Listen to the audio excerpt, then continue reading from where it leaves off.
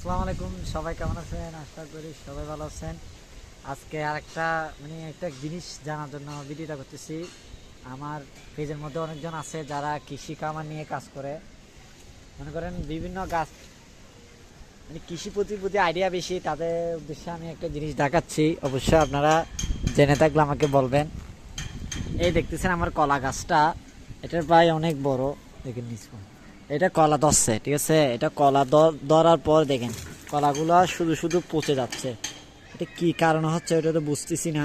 দেখেন এইগুলো কিন্তু আগে কোনো আমার লাইফে আমি কোনোদিন দেখি নাই। আমার এখানে অনেক এটা হচ্ছে কামরাঙ্গা গাছ। এটা কেটে ফেলে দিয়েছিলাম কারণ এটা অনেক বড় হয়ে গেছিলো, জঙ্গল হয়ে গেছিলো এর জন্য।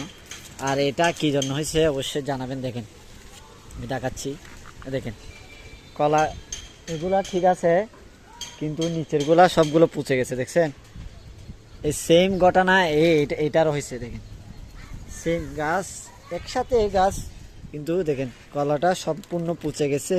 এটা পচে যাওয়ার কারণটা কি অবশ্যই যদি কেউ জানা থাকে অবশ্যই বলবেন। আর এটা কি কেটে ফেলবো নাকি থাকে যাবে ওটাও জানাবেন। মনে করেন একটা আমাদের এখানে তো কেলা একটা ধরা শেষ হইলে কেলা গাছটা কেটে ওই মৌলি বলে না, বৌলিগুলা খাওয়ার জন্য নিয়ে যাই। আর এটা কি কেটে ফেলবো নাকি থাকবে অবশ্যই একটু কমেন্ট করে জানাইন তো আমাকে। ধন্যবাদ।